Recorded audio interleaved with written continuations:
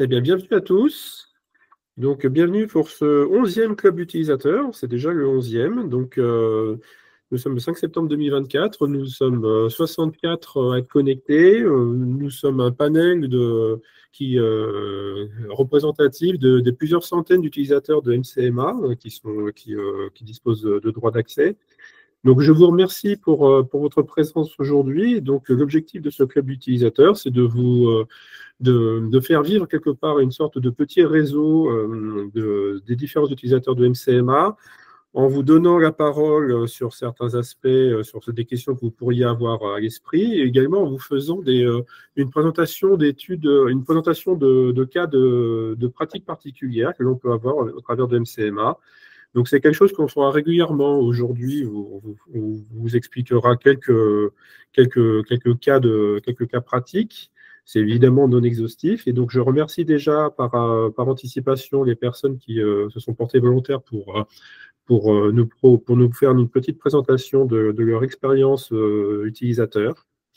Et donc, la réunion de ce jour va se dérouler en 4 parties. Donc, une première partie plutôt d'introduction qui vous rappellera l'historique et les évolutions de MCMA, quelques témoignages et cas d'utilisation. On vous a également transmis au cours de l'été une enquête utilisateur. Et donc, aujourd'hui est venu le temps de la restitution de cette enquête. On verra qu'il y a des résultats qui sont très intéressants. Et bien entendu, on fera un temps de questions-réponses. En fin de réunion. Donc, il est 14h10, nous devrions avoir terminé normalement avant 16h.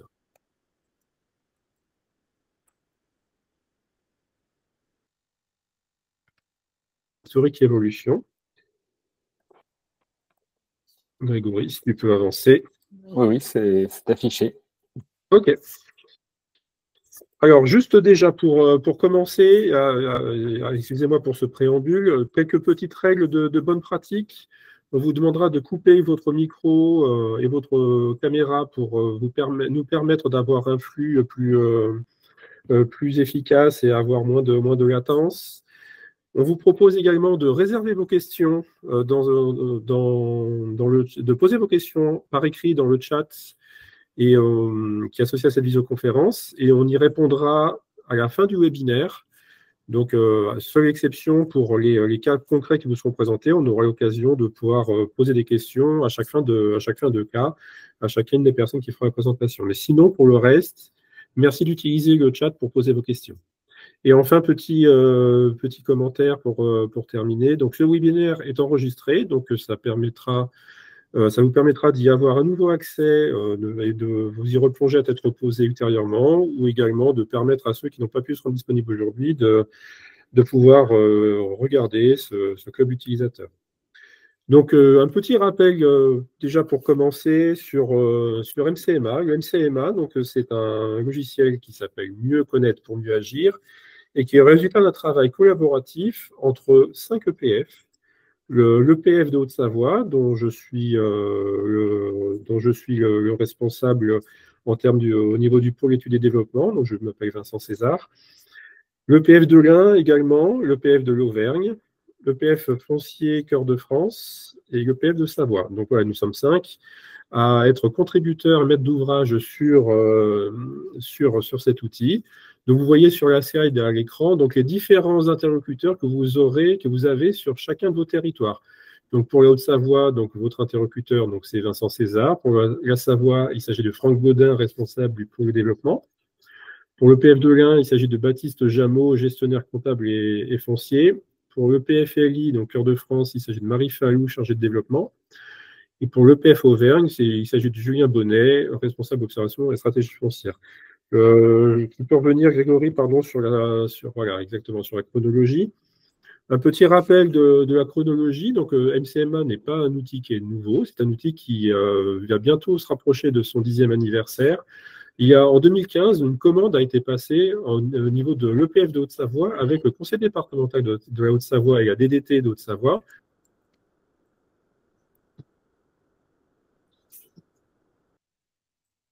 de pouvoir disposer d'un outil au service de l'action foncière au niveau du département. La Haute-Savoie est un département avec énormément de...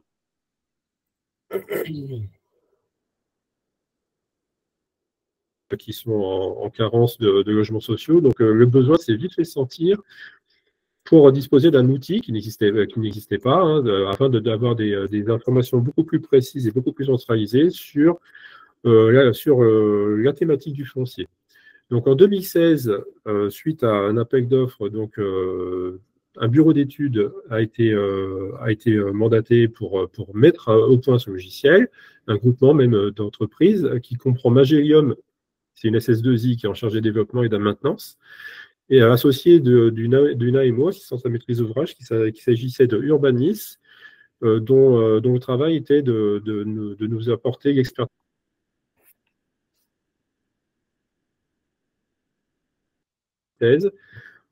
sous forme de 2 marchés successifs. Ces 2 entreprises nous accompagnent dans le développement de MCMA. Donc en 2017, ensuite, d'autres EPF ont rejoint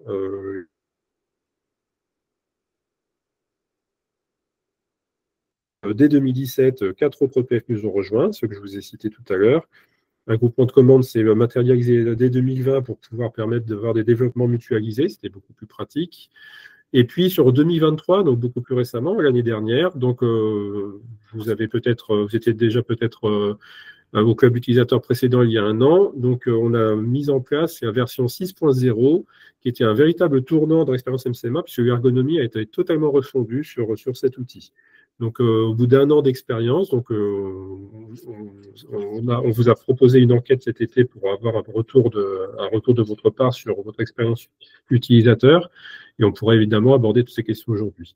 En 2024, aujourd'hui, donc les développements se poursuivent au travers d'une version 6.1 qui est en cours de déploiement d'ici quelques semaines.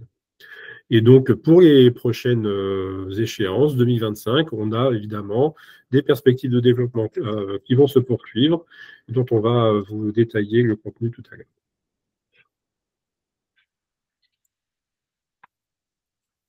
Les objectifs de MCMA sont à 4 niveaux. On partait d'assez loin, c'est vrai que sur le foncier, puisqu'il n'y avait pas encore à ce moment-là de plateforme nationale, il y avait un certain nombre de données qui étaient difficiles d'accès. Aujourd'hui, c'est peut-être un peu différent, mais en tout cas, il y a une dizaine d'années, c'était assez compliqué. Donc déjà, le premier objectif, c'était de mettre à la disposition des collectivités en un seul lieu toutes les données de la thématique foncière.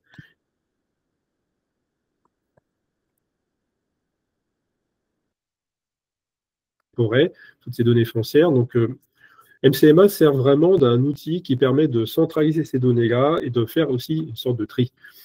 Donc, on peut, grâce à MCMA, faire des consultations multi-TV.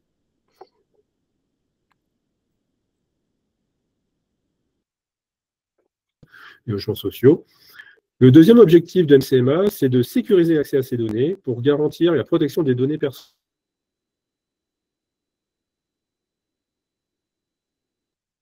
Sensibles, on traite de données personnelles, notamment sur les fichiers fonciers. Donc, il s'agissait de garantir pour les utilisateurs un usage sécurisé de leur navigation sur ces différentes données. Donc, on est conforme RGPD et il y a bien entendu un hébergement qui est sécurisé et une maintenance qui est garantie. Le troisième objectif, c'est de développer un outil qui soit à la fois simple, accessible et qui permet de faciliter l'action foncière. Donc, comme je vous l'ai indiqué, il y a beaucoup de données qui existent aujourd'hui. Donc, l'objectif, à travers MCMA, c'est de rendre cette donnée intelligible et facile d'accès pour tous les utilisateurs de données foncières et pour toutes les personnes qui sont amenées à mener une politique foncière sur leur territoire. Et donc, pour cela, on a mis, notamment à travers la version 6.0, la dernière version il y a un an, une version modernisée, beaucoup plus ergonomique et beaucoup plus simple d'utilisation pour les utilisateurs. Et enfin, le quatrième objectif de MCMA, c'est bien de favoriser la mise en œuvre de stratégies foncières. C'est un outil qui est destiné aux politiques, qui est destiné aux collectivités locales. C'est-à-dire, c'est à vous de vous approprier ce logiciel pour l'utiliser de la manière qui vous est la plus adaptée pour mettre en œuvre vos stratégies foncières. Donc, ça peut aller à la simple consultation. Vincent, est-ce que tu m'entends? Oui. Vincent, je t'interromps, excuse-moi, je t'interromps une seconde, c'est parce qu'on a parfois des coupures de son. Est-ce que tu pourrais couper ton image pour voir si ça améliore le débit? Oui, qui est fait. Vous n'avez pas un très bon débit, on va savoir. Merci. Donc, on était sur un quatrième objectif, donc quatrième objectif qui consiste à mettre en œuvre les stratégies foncières des collectivités. Donc, il s'agit d'aller, bien entendu, au-delà de la simple consultation, de l'examen de données. L'outil MCMA intègre aussi une dimension projet à travers notamment un suivi des parcelles favorites et même des secteurs de projet. Donc, on verra, c'est notamment tout ce qui concerne la traçabilité du foncier. Donc, les usages, ils sont à différents niveaux. Bien entendu, MCMA, on a différents types d'utilisateurs. On a des utilisateurs qui sont pour l'essentiel des collectivités locales, de PCI communes. Donc, MCMA leur est utile pour mettre en œuvre leur stratégie foncière, leur PAH, leur politique économique, environnementale, agricole et forestière. MCMA, c'est aussi énormément utilisé, évidemment, aussi par les EPF. C'est, comme je vous l'ai indiqué, 5 EPF qui ont constitué cet outil. Cet outil, il leur permet de rester à l'affût d'opportunités sur des secteurs de veille stratégiques, de mettre en place des plans d'action foncière en partenariat avec les collectivités locales. Donc, on est vraiment des utilisateurs très assidus de cet outil. Les conseils départementaux l'utilisent également parce que MCMA leur permet d'accéder à énormément d'informations au niveau du foncier du logement. Donc, ça leur permet d'améliorer leurs connaissances et d'être un outil d'aide à la décision. Et pour l'État, les services de l'État, notamment les DDT, donc MCMA leur est utile à la fois pour observer, utiliser les données, mais également l'État en tant qu'aménageur, parfois même en tant qu'acquéreur, peuvent aussi utiliser cet outil.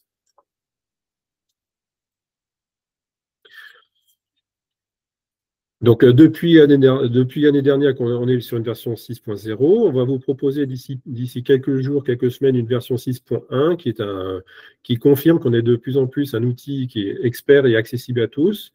Depuis la version 6.0, donc vous avez pu examiner et remarquer cette nouvelle ergonomie et cette refonte de l'outil, qui met un accent très fort sur un mode projet, avec notamment les outils, mes parcelles, mes secteurs, qui vous permettent vraiment de personnaliser encore plus MCMA que par le passé. On est aussi sur une plus grande facilité de navigation et de consultation des données, et aussi sur une simplification des modes de requête, et, avec notamment un usage de filtres très avancés qui permettent d'aller cibler vraiment l'information que vous souhaitez. Donc MCMA, on se sert de MCMA pour différentes étapes. Vous les avez à l'écran et ça peut être simplement un outil de consultation, des informations cadastrales, réglementaires, environnementales. Vous avez sur MCMA une liste de données assez importante que vous avez sous forme de couches géographiques que vous pouvez interroger à l'infini. Vous pouvez également identifier les parcelles qui correspondent à votre stratégie et à la mise en œuvre de vos compétences. Vous pouvez faire un suivi plus précis de périmètre à façon, c'est-à-dire c'est vous qui déterminez votre périmètre, et après, l'outil permet de faire un suivi de ces périmètres pour identifier notamment s'il y a des mutations dans les périmètres que vous avez pu cibler. Vous pouvez également définir une stratégie foncière et donc la suivre dans le temps, à travers notamment les plans d'action foncière. Et puis, MCMA, c'est aussi un outil qui permet de faire des exports et de partager des données, hein, puisque à chaque fois que vous utilisez des filtres, vous pouvez vous constituer une sorte de liste de parcelles, une liste de références que vous pouvez exporter à l'extérieur de MCMA pour faire vos statistiques ou pour alimenter vos SIG. Vous pouvez exporter des fiches d'information également, qui sont déjà toutes faites à toute échelle, et vous pouvez également éditer des tableaux de bord. Et enfin, vous pouvez également partager vos secteurs de projet avec d'autres utilisateurs. Donc, au niveau d'accompagnement des utilisateurs, donc, nous procédons de différentes manières. Si vous avez obtenu des droits, vous êtes probablement au courant qu'il existe un certain nombre de formations qui sont proposées aux utilisateurs, soit sous forme de webinaires, des webinaires de formation. Il y en a une par mois. On en a déjà fait 3 au début 2024. Il nous en reste 4 qui sont programmés d'ici la fin de cette année. Nous faisons également, comme vous le savez, le club des utilisateurs, un webinaire annuel, c'est la réunion d'aujourd'hui, où nous balayons l'actualité des applications et nous profitons pour partager des cas d'utilisation de l'outil et d'écouter aussi des retours d'expérience que vous pouvez nous apporter. Et enfin, si nécessaire, nous pouvons également assurer des formations en présentiel sur demande. Donc, les quatre sessions de formation dont je vous parlais il y a quelques instants auront lieu le 20 septembre prochain. Donc, il s'agit d'un webinaire de découverte. Donc, c'est essentiellement destiné pour des utilisateurs nouveaux ou pas forcément très assidus à MCMA. Le 15 octobre de 11 h à midi, un webinaire qui sera plus consacré sur les gisements fonciers. Le 14 novembre de 11 à 12 h sur les transactions foncières immobilières et le 5 décembre prochain sur mes secteurs de travail et mes favoris. Donc, ces formations sont assurées à tour de rôle par les différents EPF. Donc, ne vous étonnez pas si vous inscrivez à une des formations, ce n'est pas forcément votre EPF de référence qui assure la formation. On mutualise nos savoir-faire pour pouvoir apporter à l'ensemble des utilisateurs de MCMA notre expertise. Et donc, voilà, on aura le plaisir de vous accueillir pour ces 4 prochaines sessions. Je précise que les inscriptions sont gratuites. Hein, voilà, donc vous pouvez vous inscrire gratuitement, mais par contre, vous engagez à venir s'il vous plaît, puisque les webinaires sont quand même limités à 50 participants. Donc, merci de respecter vos engagements.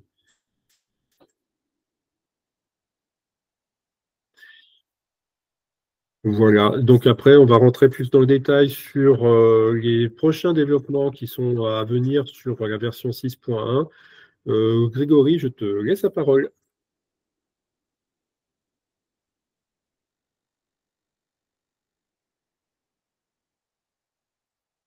Grégory, on ne t'entend pas.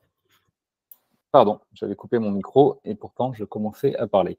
Donc Grégory Dintre, en charge de l'assistance à maîtrise d'ouvrage auprès du groupement inter-EPFL, sur l'ensemble du volet fonctionnel du MCMA et la traduction des besoins de la maîtrise d'ouvrage vis-à-vis de l'équipe de développement informatique que Vincent a présenté, à savoir la société Magellium qui assure les développements, la maintenance et tous les correctifs qui peuvent être apportés.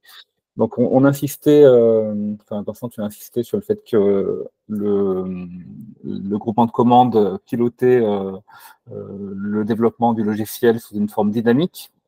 Et ici, on est la preuve, puisque sur l'année qui vient de passer, entre la version 6.0 qui avait été livrée en septembre et la version qui sera prochainement livrée, donc la 6.1, on a une série assez notoire d'améliorations qui ont été apportées, et qui sont apportées, notamment la refonte de la page d'accueil du MCMA, des fonctionnalités d'ergonomie qui sont aujourd'hui plus simples, les possibilités de partage également de secteurs qui ont été rétablies. C'était une fonctionnalité, plusieurs utilisateurs nous ont fait part de dysfonctionnements. Voilà, une série je ne vais pas rentrer dans le détail de l'ensemble de ces évolutions, mais l'idée est vraiment d'illustrer la dynamique de l'application à l'écoute des besoins qui sont exprimés par les EPF, mais également par vous-même en tant qu'utilisateur qui peuvent faire remonter des dysfonctionnements ou des attentes par rapport à ce logiciel.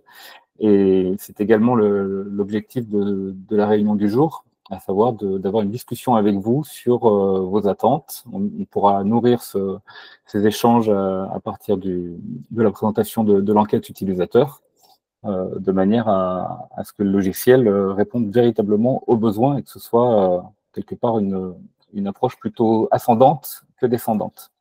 On insiste également sur les évolutions en cours de développement, avec quelques points un peu clés qui vont apparaître ces prochaines semaines. Sur le logement vacant, la possibilité de requêter de manière un peu plus fine selon les périodes de vacances, la durée de vacances. Donc, c'est une évolution relativement attendue. L'enrichissement des exports à l'issue de requêtes de transactions et de gisements, qui sera également plus exhaustif dans les champs et les attributs qui seront proposés pour analyse dans vos propres systèmes d'observation. Un élément important également, l'intégration des couches citadelles détail. Donc aujourd'hui, on avait uniquement les permis de construire. Dans quelques temps, on aura également les permis de démolir et les permis d'aménager. Voilà, je ne vais pas passer dans le détail, mais de nombreuses évolutions en cours. J'insiste également sur les parcelles archivées qui sont intégrées dans les requêtes de transaction. Jusqu'alors, une parcelle qui avait été remembrée ou fait l'objet d'une d'une fusion ne figurait pas dans les résultats. Donc, c'est un correctif important qui a été mis en œuvre, tout comme les informations relatives au millésime DVF, tout comme la fonction de localisation à l'adresse, qui renvoyait des résultats parfois inexacts ou surprenants. En l'occurrence, on a intégré l'API de l'IGN de manière complète, qui permet de mieux se localiser. Voilà, des interactivités entre les codes de servitude, le détail de servitude également, qui facilitent la navigation, l'intégration des parcelles qui sont en portage au sein des EPF ou rétrocédées, pour avoir une lecture également de l'intervention des EPF de manière partagée avec l'ensemble des utilisateurs. Donc ça, c'est une demande, une attente forte de la maîtrise d'ouvrage. Voilà, et plusieurs éléments de simplification, mais je ne vais pas revenir dans le détail, vous pourrez l'aborder en webinaire de formation. On va aborder désormais plutôt les témoignages et les cas d'utilisation qu'on a retenus pour ce webinaire, qui illustrent la diversité des usages. On a plusieurs intervenants qui vont prendre la parole sur des cas d'utilisation qui sont assez précis et qui illustrent cette diversité d'usages. Donc, on aura l'intervention de Richard Cessillon de l'Agence alpine des territoires, qui est chargé de mission habitat, aménagement et urbanisme, dont 2 cas seront présentés. Hélène Racle, qui est excusée de l'agglomération du Grand Chambéry, donc c'est moi-même qui présenterai son cas d'utilisation. Elle est opératrice foncière et apporte un appui aux communes, en particulier sur les questions de cession, de domanialité, et sur le cas qu'on va présenter en termes de qualification et de vérification de biens présumés sans maître. C'est un usage spécifique. Guy Chauvin de la communauté de communes Cœur de Savoie, qui est responsable service agriculture et forêt, qui veille sur les notifications de la SAFER et qui les examine, qui permet de les qualifier également et de vérifier on va dire si l'appréhension et l'action foncière doit être menée en fonction de suspicions sur les parcelles qui sont notifiées. Et puis les Alabres de la communauté de communes des Vallées de Tonne, chargé de mission habitat, en charge du PLH, qui évoquera l'usage du MCMA dans la conduite dans l'élaboration du PLH et à terme dans la mise en œuvre d'un plan d'action foncière sur l'intercommunalité. Alors Richard, si tu nous entends, je te propose de prendre la parole pour présenter ton usage. À la fin, juste pour revenir également sur le procédé, donc chaque intervenant témoin va prendre la parole sur son usage. Je prendrai la main ensuite pour démontrer et assurer une présentation du logiciel de manière ciblée avec l'usage qui a été décrit. Et à la fin de chaque intervention, vous serez invité, le cas échéant, à poser vos questions de manière à ce qu'on puisse alimenter à chaud peut-être l'usage réalisé et vous éclairer sur la manière dont vous pouvez vous en saisir. Richard, est-ce que tu es présent? Oui. Bonjour à toutes et à tous. Vous m'entendez, j'imagine? Oui. Donc, Richard Cessillon de l'Agence alpine des territoires. Donc, pour mémoire, ceux qui ne connaissent pas, nous sommes une association qui faisons essentiellement de l'assistance à maîtrise d'ouvrage auprès des collectivités. Et donc, moi, j'interviens principalement au sein du pôle aménagement et urbanisme sur différentes thématiques, des documents d'urbanisme jusqu'à l'opération de logement touristique permanent et autres. Donc MCMA, cet outil-là, est un outil qui nous est utile, j'allais dire quasiment tous les jours, voire en tout cas toutes les semaines, c'est sûr, dans différentes dimensions, notamment tout ce qui est appropriation du territoire, connaissance du foncier, mais pas que, puisque, comme ça a été dit, MCMA a l'avantage de centraliser plein d'informations qu'on pourrait avoir par ailleurs, mais l'avantage là, c'est que c'est tout consolidé à un seul outil. Et donc, on a très vite accès à un ensemble de données que l'on peut, qu'on veut utiliser déjà, juste à poser géographiquement. Donc, c'est vraiment un outil assez très utile pour s'approprier un territoire et voir un petit peu les contraintes ou les conditions réglementaires qui s'appliquent sur cet espace. Donc, nous, on s'en sert beaucoup pour prendre connaissance, on va dire, du contexte et des enjeux fonciers, urbanistiques, environnementaux, etc. Et on s'en sert aussi à des échelles un peu plus précises sur des stratégies foncières d'aménagement, donc à des échelles de bâtiments ou d'îlots de bâtiments. On l'avait déjà évoqué un petit peu en amont, mais l'intérêt, c'est notamment le fait on se démarque on va dire de l'échelle administrative qu'est la commune, en données statistiques notamment. Je crois bien que c'est l'exemple que Grégory va développer, mais par exemple, sur la station de La Plagne en Tarentaise, à un moment donné, il y avait une problématique de décompte, on va dire, des lits permanents, touristiques, etc. Sauf que l'entité La Plagne, à l'époque, était à cheval sur 5 communes, voire 6, je crois, je ne sais plus. Et donc là, les données statistiques avec les limites communales, c'était difficile de s'y retrouver. Et avec MCMA, comme on peut choisir son secteur d'analyse, et ben, le problème a vite été résolu et des données fiables, très peu de temps et très peu de clics. Donc, c'est vraiment les deux principaux intérêts pour l'usage qu'on a avant nous, c'est d'avoir beaucoup d'informations au même endroit et qu'on peut choisir son niveau d'intervention, donc une fois peut-être des fois de la parcelle jusqu'à les territoires qu'on construit directement, j'allais dire à la main.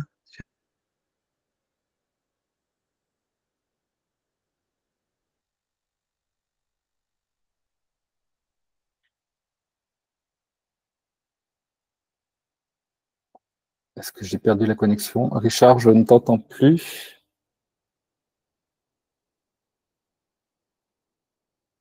Ah, c'est mieux.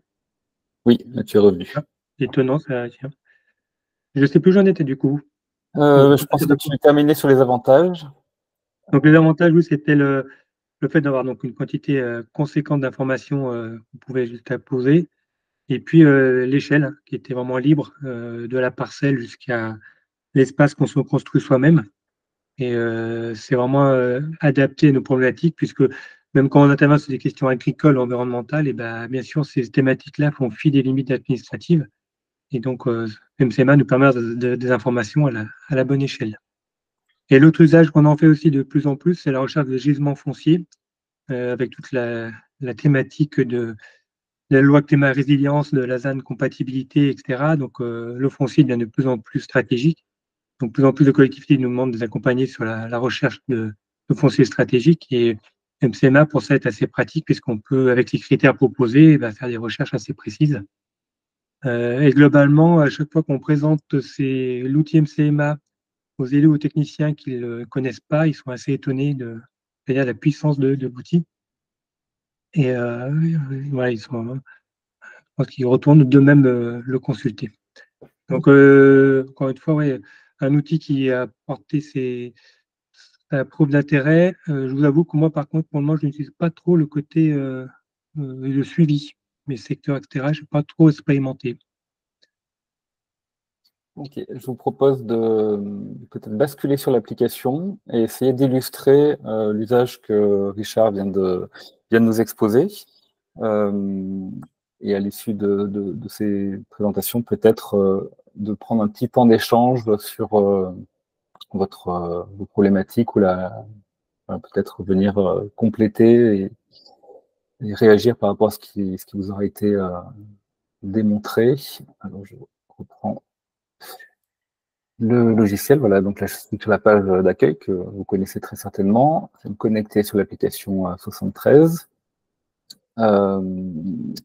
Comme souvent, c'est quand on veut faire la démonstration qu'on rencontre des difficultés. Ce matin, en préparant le webinaire, je me suis rendu compte, j'ai constaté des lenteurs assez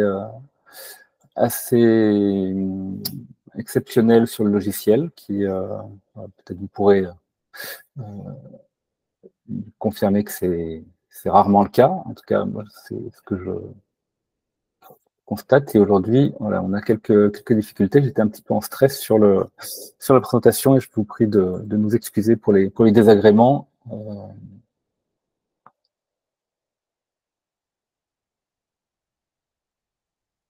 Voilà, donc il a mis un peu de temps à s'ouvrir. D'ordinaire, il est beaucoup plus réactif. Je vais me rendre, enlever les dalles hygiène qui mangent de la ressource.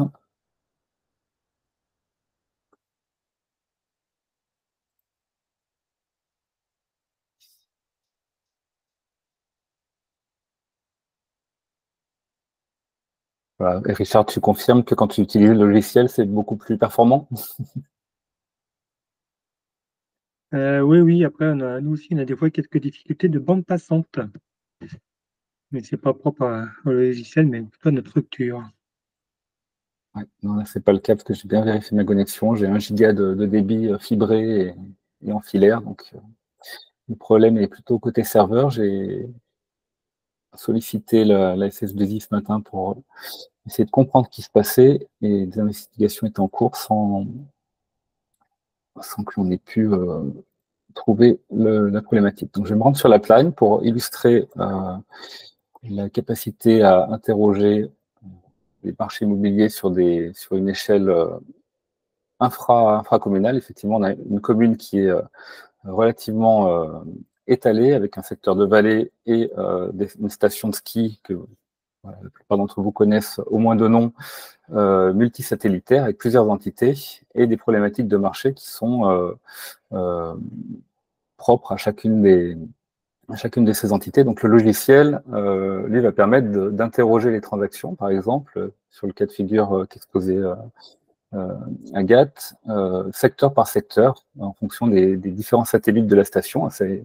Voilà, par analogie, on pourrait transposer ces problématiques également au sein de communes urbaines entre un centre historique et d'autres quartiers. L'idée, c'est de pouvoir témoigner de la capacité sur un périmètre libre d'aller interroger des périmètres qui ne soient pas les périmètres administratifs que vous avez généralement dans ce type d'outils de consultation de prix. Donc, en établissant une requête périmétrée, on a la possibilité d'affiner sur des zonages d'urbanisme, mais on ne va pas rentrer dans ce niveau de détail, sélectionner des types de biens pour les marchés immobiliers ou fonciers, sélectionner une période de transaction et engager une requête de manière infraterritoriale avec ici un résultat qui permet de déceler sur 141 mutations un prix au mètre carré de l'ordre de 2500 €. En restant sur cette interface de requête de transaction, on peut relancer un autre périmètre sans toucher aux paramètres de la requête pour aller comparer les résultats avec des différences qui sont illustrées de ce fait-là. Donc ça, c'est la méthode, on va dire, au cas par cas, où j'ai recréé chacun des secteurs. Peut-être que, Richard, tu utilises, tu évoquais le fait que tu utilisais insuffisamment peut-être les questions de secteur. J'ai, au préalable de la présentation, créé autant de secteurs qu'il n'y a sur la plagne, de manière à pouvoir les rappeler automatiquement. Donc, par exemple, le secteur de Bellecote, ici, on a la possibilité de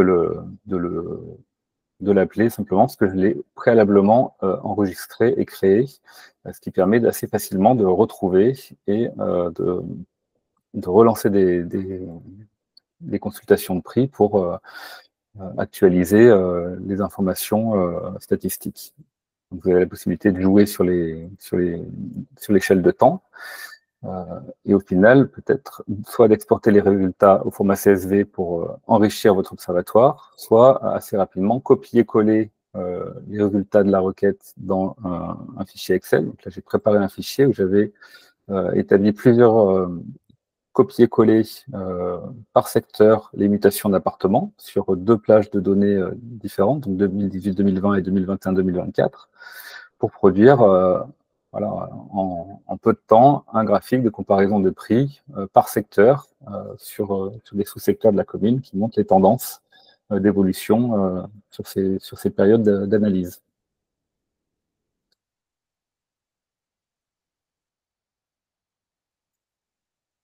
Donc voilà pour cette présentation. Richard, tu évoquais un autre usage qui était les requêtes de gisement foncier, notamment dans le cadre d'une problématique de vacances sur la commune de Modane. Donc, je vous propose de faire un petit test de fonctionnement. Avant cela, s'il y a des questions sur l'usage, par exemple, de ce type de requête de transaction, n'hésitez pas à poser vos questions dans le chat. On pourra y revenir à l'issue de cette intervention. Donc, j'efface les résultats de transaction. On va partir sur la commune de Modane.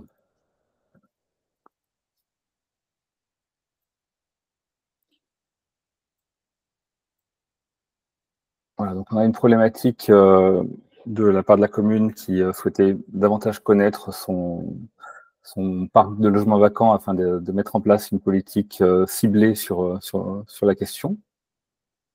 Le logiciel va permettre, là encore sur une échelle personnalisée, sur un périmètre libre, d'interroger et d'identifier les parcelles sur lesquelles on a une concentration. Voilà, ça fait partie des bugs que j'ai constatés ce matin. Donc, je vais procéder autrement. On va passer par une recherche par cercle. Voilà, sur ce périmètre de centre du bourg de Fourneau. Oui. L'ancien, oui. Plutôt entre. Voilà, là, c'est le bon périmètre. Voilà, donc, assez large. Tu as sans doute, Richard, interrogé les terrains bâtis sur l'angle de la vacance. Oui. Avec en plus la capacité de faire la vacance structurelle et conjoncturelle, je crois, c'est quoi, entre 2 et 5 ans. Voilà, donc on a plusieurs items sur les périodes de vacances. La version qui sera prochainement livrée va pouvoir, à l'image de la sélection de l'ensemble des logements vacants, où on a la possibilité d'affiner le taux de vacances des parcelles concernées, le faire également sur la vacance structurelle de plus de 2 ans ou de plus de 5 ans, ce qui aujourd'hui n'est pas forcément possible. Donc on aura également cette réglette qui permettra d'affiner la cible de la requête. Mais en l'occurrence, à ce stade, voilà, sur les logements vacants, par exemple, de plus de 2 ans, on a la possibilité d'interroger un périmètre donné. Donc là, j'ai pris un cercle assez large. On identifie l'ensemble des parcelles qui sont concernées. Ce qui saute aux yeux également, c'est que le centre historique n'est pas concerné par les vacances structurelles, alors que c'était peut-être au préalable ce qui pouvait préoccuper l'équipe municipale. Il s'avère qu'il n'y a peut-être pas forcément de concentration au final de problématiques sur ce secteur-là, mais qu'on était plutôt sur le bord de la rue de la République à ce niveau-là. Ensuite, ces résultats de requête, vous avez la possibilité de les enregistrer comme étant un groupe de favoris, de manière à pouvoir les retrouver facilement. Par exemple, préalablement, j'avais donc créé ce groupe associé à ma requête.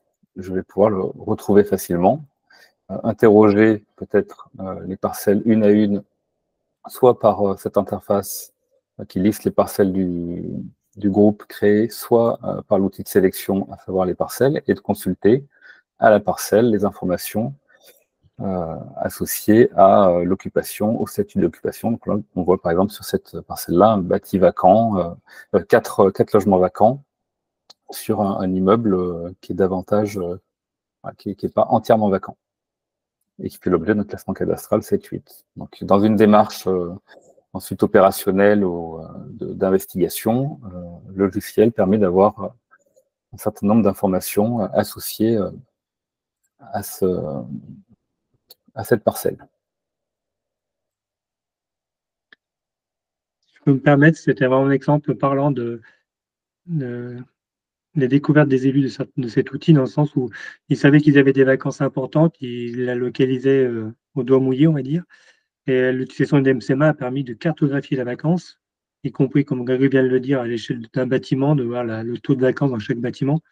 Et ça aurait été très utile dans leur appréhension des actions qu'ils devaient mener.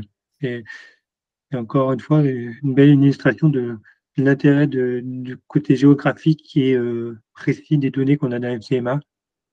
C'est vraiment assez fortement étonné d'avoir ça à disposition. Je pense que depuis, il l'utilise plus régulièrement. Alors, je vois qu'on a 2 questions, même 3. Concernant les transactions, Caroline Guichard, lorsque je l'utilise, les transactions ne ressortent pas ou peu.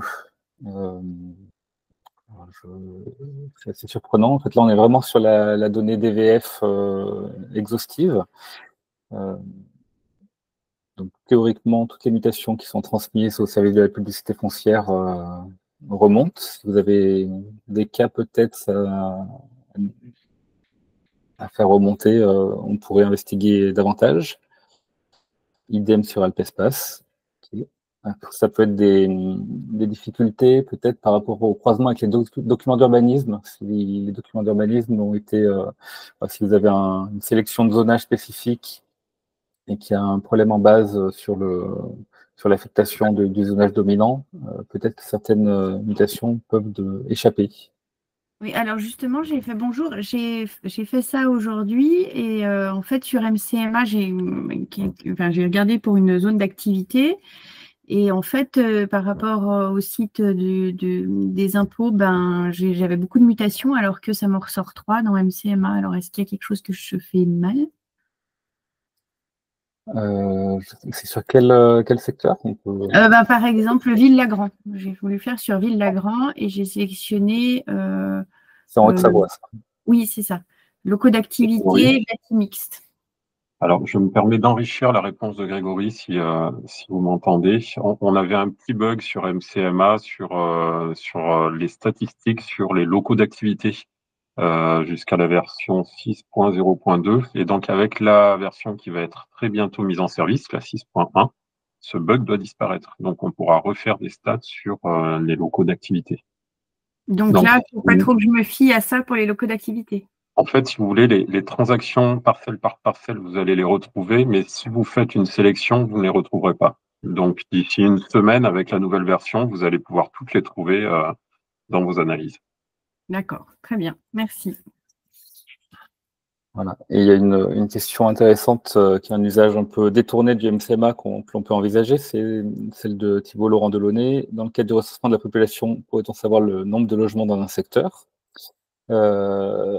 Oui, on peut le faire de manière un peu détournée, c'est-à-dire qu'on va pouvoir, vous avez la possibilité, lorsque vous créez un secteur de suivi, donc soit par import d'un fichier shape, soit par sélection de parcelles ou de création d'un périmètre. Admettons, je crée un secteur sur le même périmètre que, grosso modo, sur lequel on était, sans voilà, j'ai la possibilité de le nommer, je le nomme sommairement tel que ça m'est proposé. Vous allez voir qu'il va proposer de poursuivre la fiche du secteur où vous allez pouvoir alimenter un certain nombre d'informations relatives à la programmation, à votre stratégie. Mais d'office, quand on utilise cette fonction, dans l'identification, en fait, on va avoir une compilation de l'ensemble des données cadastrales sur la propriété. Donc là, par exemple, vous voyez qu'il y a 135 bâtiments, 1457 lots de propriété. Vous avez 551 appartements sur la zone que j'ai sélectionnée, 142 locaux d'activité, 827 dépendances, avec là une vision des statuts d'occupation. Donc cette fonctionnalité de mes secteurs, lorsque vous l'utilisez, intègre d'office une compilation, une agrégation de l'ensemble des données cadastrales qui sont traitées à l'origine, que vous retrouvez par exemple quand vous consultez une parcelle. La fiche parcelle intègre à la parcelle ces éléments de contexte. Là, à l'échelle du secteur, le logiciel vient agréger l'ensemble des informations, l'ensemble des comptes de propriété. Vous pourrez également télécharger l'ensemble des comptes de propriété tels qu'ils remontent dans le cadastre, identifier l'ensemble des servitudes, l'ensemble des zonages. Voilà, donc ça, c'est vraiment une des forces du MCMA, c'est cette capacité à agréger de l'information sur des secteurs pour enrichir votre niveau de connaissance.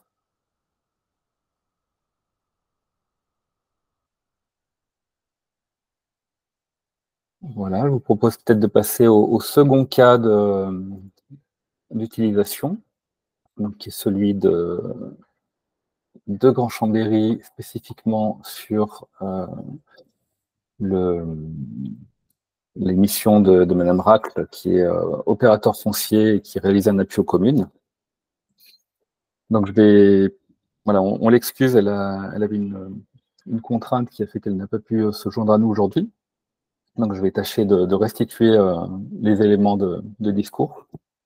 Donc, le service foncier offre un appui aux communes de l'agglomération sur l'assistance, en particulier aux procédures de biens vacants présumés sans maître, sur les évaluations domaniales, sur le classement du domaine public de la collectivité, accompagne les communes sur des acquisitions, des cessions et produit également des notions de prix de référence justement sur ces cas d'acquisition et cession. Donc, elle utilise le MCMA pour fixer les prix de vente en particulier, et puis spécifier certains types de biens et associés à des recherches sectorisées. Donc, c'est le cas qu'on présentera sur l'information de biens présumés sans maître. Elle, les avantages qu'elle perçoit, c'est, voilà, on l'a déjà évoqué assez largement, la centralisation d'informations, la possibilité de croiser les informations cadastrales, les informations réglementaires, les servitudes, les statuts d'occupation, voilà, toutes ces informations qui vont permettre de qualifier l'action de la collectivité. Et puis, elle salue également une donnée qui est peut-être un point de détail pour certains, mais quand voilà, il est conduit une politique d'acquisition de biens sans maître, la connaissance des années de naissance des propriétaires peut permettre d'identifier et d'investiguer certaines parcelles sur lesquelles on va avoir des dates de naissance, par exemple avant les années 1920, qui permettent de suspecter des biens qui n'auraient pas fait lieu de succession ou de présomption de biens sans maître, à proprement parler. Donc, je vais essayer de me faire écho de sa présentation. Donc, Grand Chambéry intervient spécifiquement sur la commune de Thoiry. Elle mobilise un atlas qui a été réalisé par l'Association des communes forestières, donc qui a transmis à Grand Chambéry un listing et un atlas de l'ensemble des parcelles et des comptes susceptibles d'être des biens vacants sans maître. Et à partir de cet atlas, Grand Chambéry réalise un travail de vérification et de confirmation des données, qui permet également de compléter les informations disponibles sur, par exemple, la nature de la parcelle, le zonage, si on est en zone agricole, naturelle. Donc, je vais basculer sur l'application pour essayer d'illustrer cette pratique. Voilà, donc on va se rendre sur la commune de Thoiry.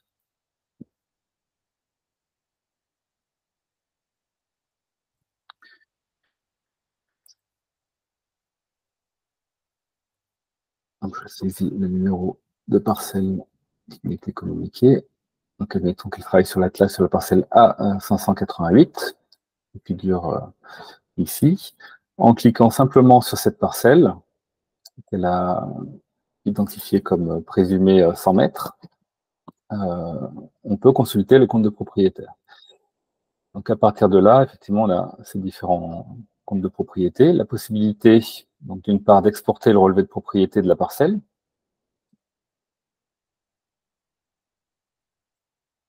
Donc, si je l'ouvre directement,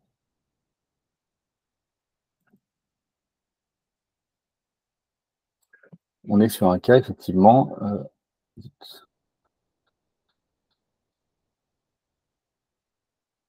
d'une propriétaire qui est née, voilà, on a un compte né en 1897, un autre en 1919, qui interroge sur est-ce que ces personnes-là sont toujours propriétaires de leurs biens, sont toujours de ce monde, entre guillemets, et pouvoir investiguer peut-être davantage sur la mise en œuvre d'une procédure d'acquisition de biens sans maître qui permettrait à la collectivité de se rendre propriétaire de ces parcelles.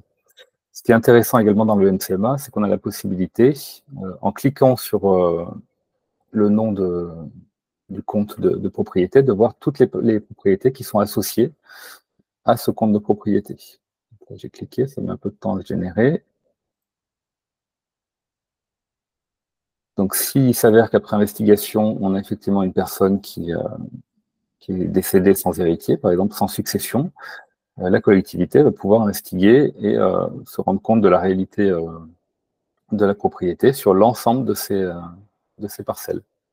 Après, il appartiendra à Grand Chambéry de saisir l'ensemble de ces parcelles, par exemple, dans l'application MCMA au niveau de mon espace et mes parcelles favorites, par exemple, pour avoir une vision de l'ensemble des biens présumés sans maître de ce compte de propriété, ce que j'ai fait au préalable, en saisissant l'ensemble des parcelles, qui permet de retrouver toutes ces parcelles, de pouvoir les réinterroger, et surtout d'avoir une vision géographique, cartographique également de l'emprise de ce compte de propriété dans le cadre de cette procédure spécifique d'acquisition de biens présumés sans maître.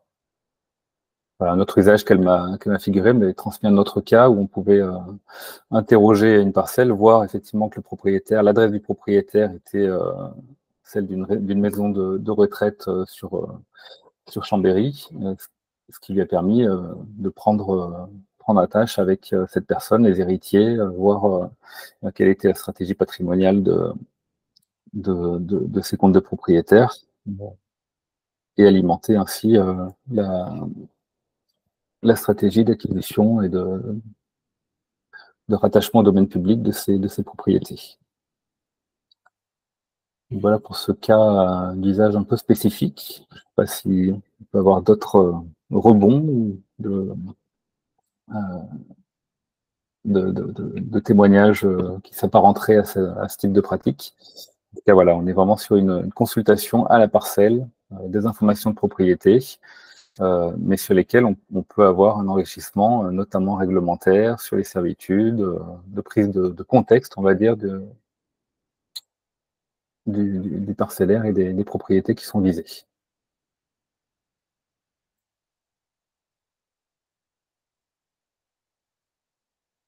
Si on n'a pas de questions complémentaires sur ce cas d'usage, je propose peut-être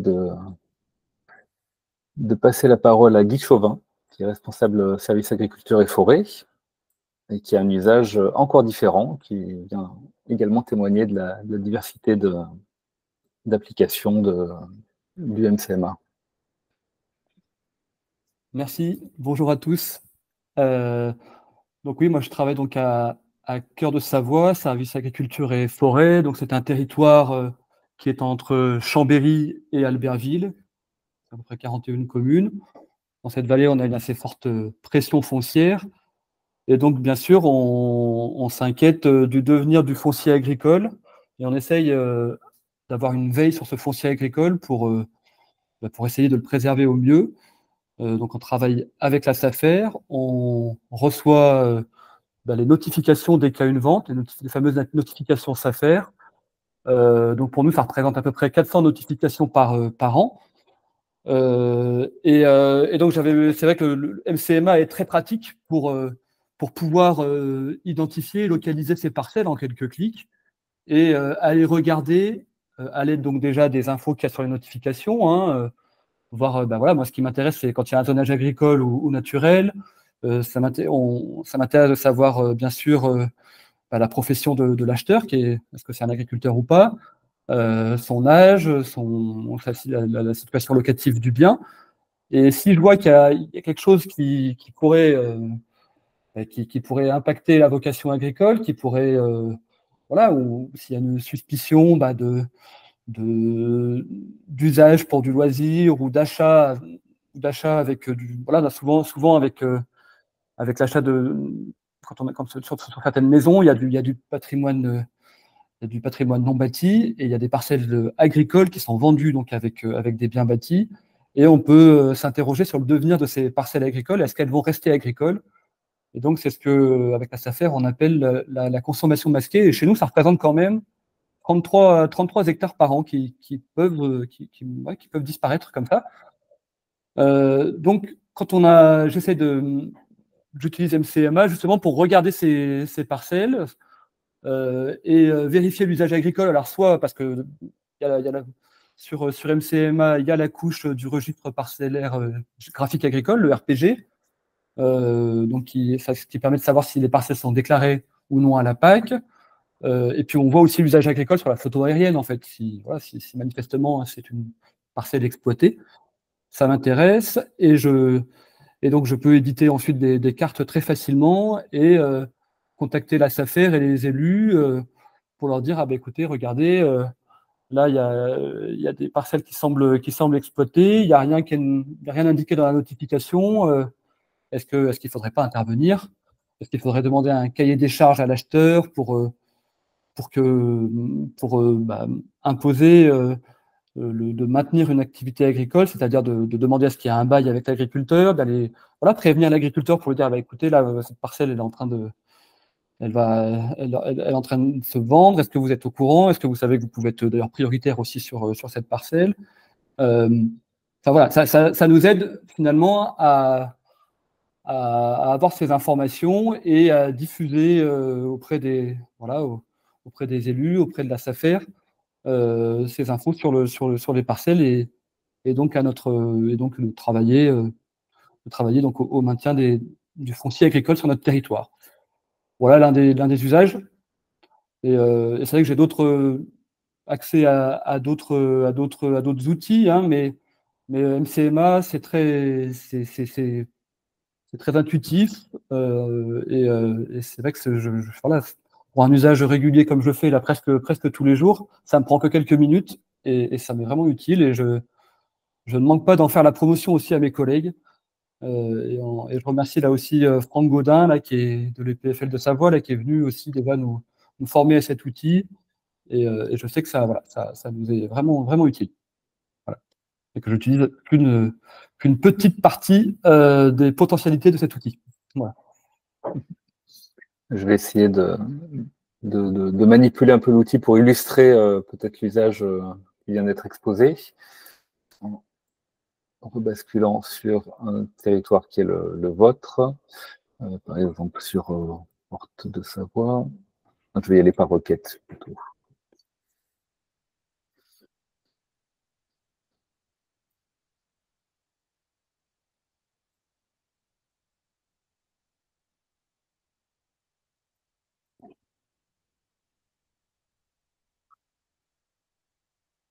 Donc, je vais essayer de rechercher peut-être des parcelles qui ont fait l'objet antérieurement de mutations dans le tissu agricole,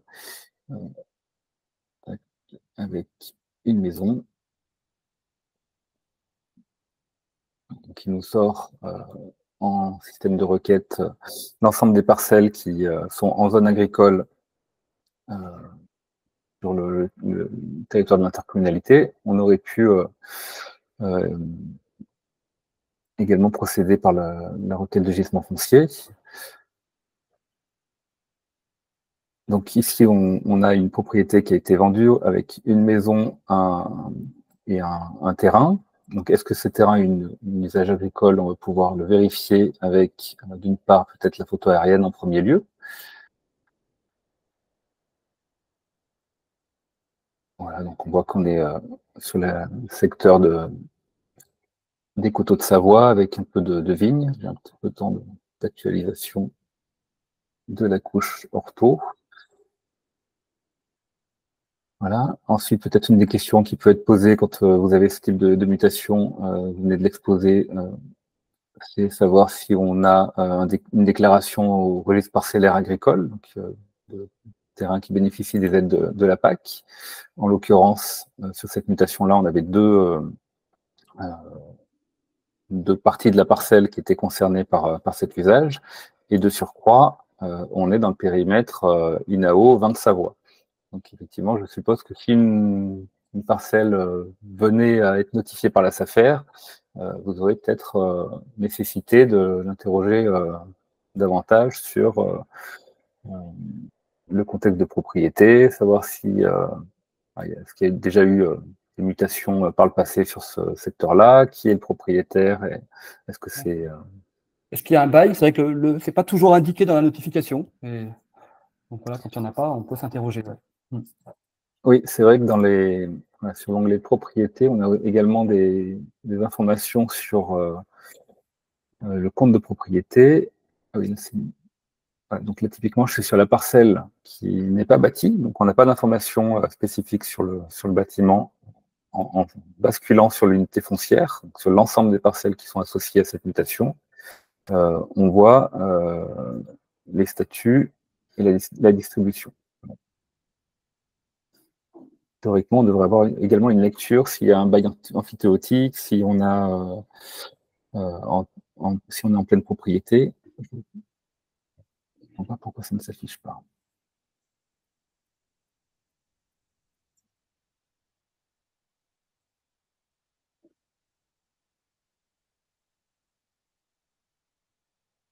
Avec la possibilité d'exporter aussi la carte qui a été réalisée via ce bouton d'export PDF de la carte. On va peut-être enlever l'INAO qui surcharge l'affichage, simplement afficher le RPG et l'orthophotographie aérienne, orthophotoplan, pardon. Donc la possibilité de nommer la carte. Là, c'est en train de la générer. Elle a été bloquée, je ne sais pas pourquoi.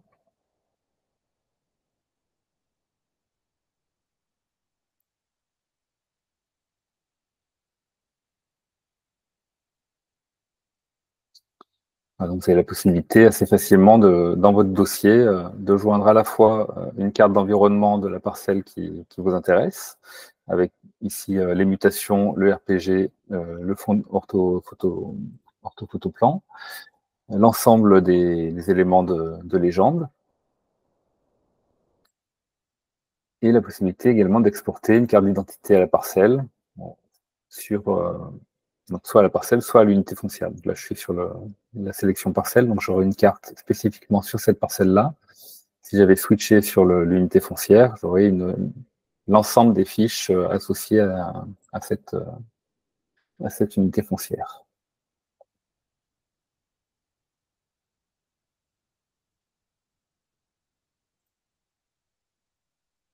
Avec un export de ce type-là qui permet de qualifier et d'avoir l'ensemble des informations à la parcelle.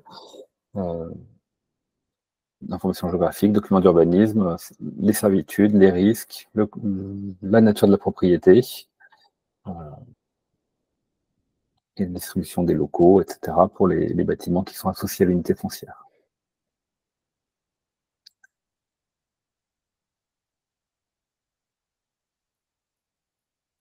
Voilà, je lis dans les messages, c'est la deuxième personne qui s'interroge sur les codes de connexion. Peut-être, Vincent, tu peux rappeler, voilà, c'est le cas dans le chat, d'adresser un mail à l'EPF de référence. Vous retrouverez tous les interlocuteurs dans le support PowerPoint qui fait l'objet du support d'animation et qui vous sera adressé.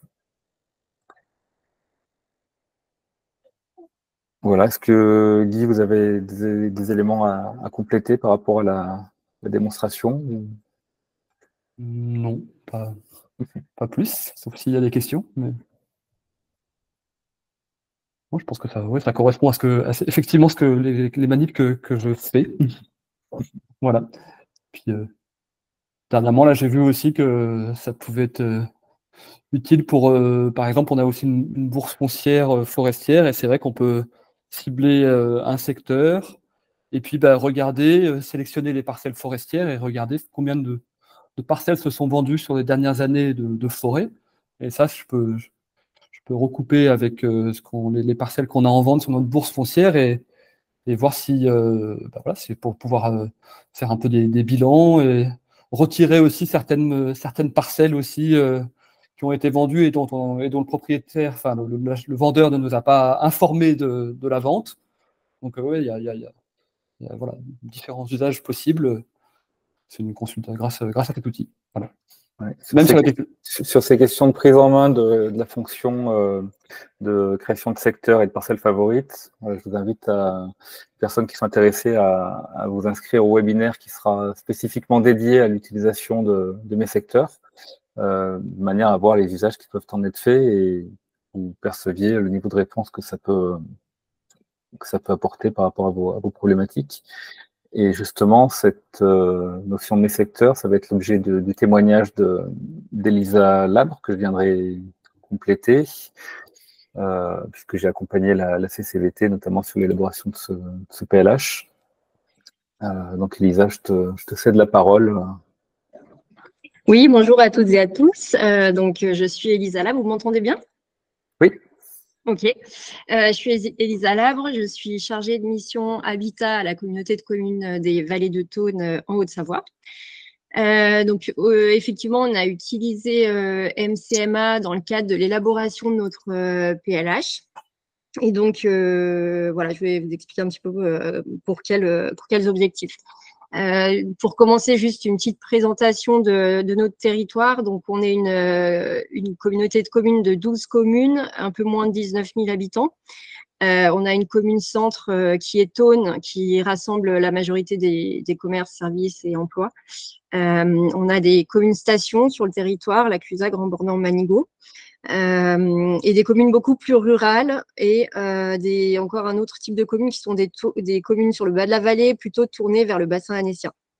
Donc voilà, une diversité des typologies de communes. D'une façon générale, on est un territoire très attractif, très touristique. On a une forte dynamique économique. Et puis, on est proche du bassin annécien et de la Suisse, voilà, tout ça crée un territoire attractif avec aussi un cadre de vie de qualité. Voilà, donc territoire touristique et attractif dit aussi territoire avec problématique d'accès au logement.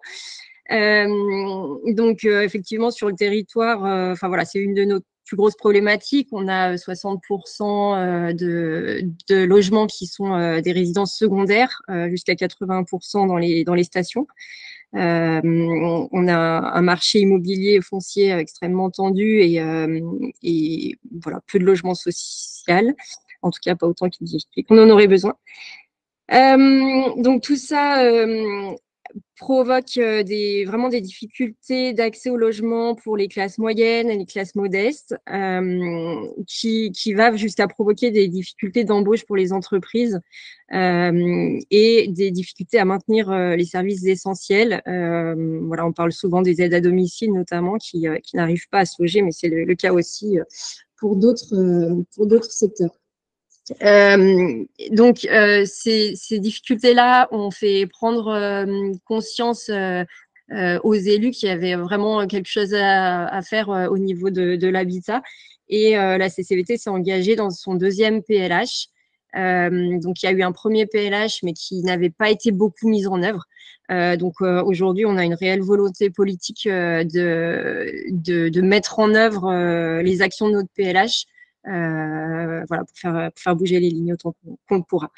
Le PLH n'est pas tout à fait terminé, il est toujours en cours d'élaboration, mais ça ne saurait tarder.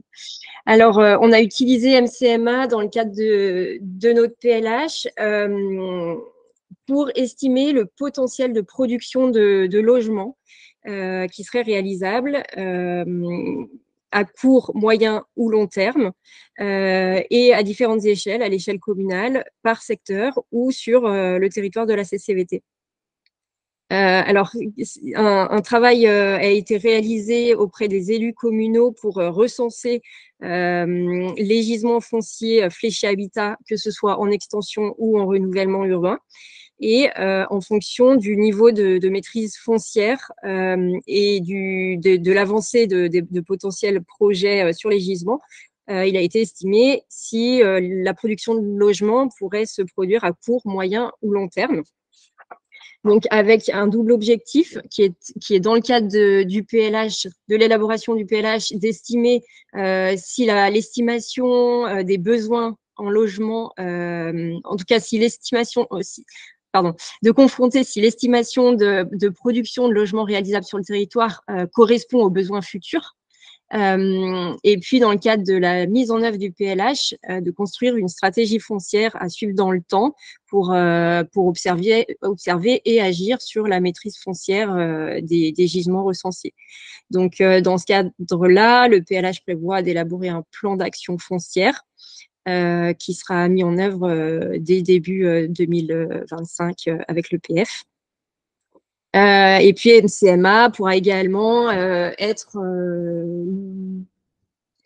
permettre d'alimenter l'Observatoire de l'habitat et du foncier voilà, qu'on a réalisé dans le cadre de notre PLH. Donc voilà, du coup, Grégory, après, je vais te laisser la main pour la démonstration technique. Je reprends la main. Merci Elisa pour le témoignage. Hop, alors on va changer de territoire. Je vais passer sur la plateforme du 74. Alors, d'emblée, il est possible, donc ce travail a déjà été réalisé, en fait, comme vient de l'exposer Elisa, l'ensemble des secteurs présentant une potentialité pour le développement de l'habitat sur les prochaines années a fait l'objet d'un travail avec les élus. Donc aujourd'hui, c'est en base de données. On a une couche d'informations qui permet d'afficher, par exemple, si je vais sur le secteur de Vallée de Tonne, j'affiche la couche secteur, je vois toutes les emprises qui ont fait l'objet d'une saisie avec les communes. Je viendrai un peu plus tard dans la présentation sur la manière dont on peut les consulter et l'information qu'on peut synthétiser, mais au préalable, peut-être rappeler le travail qui a été fait avec chacune des communes. En entretien, lors de l'élaboration, on a travaillé sur la base du MCMA, en présentant, par exemple, une lecture du territoire à travers les disponibilités foncières, donc les parcelles non bâties dans les zones U et AU. Donc pour cela, on avait réalisé une requête qui permet, donc une requête de gisements foncier, terrain non bâti. Par exemple, je vais me rendre sur la commune de Tonne, puisqu'on est ciblé dessus, simplement pour illustrer le niveau de rendu qu'on peut obtenir avec le logiciel. Donc, terrain non bâti sur Tonne.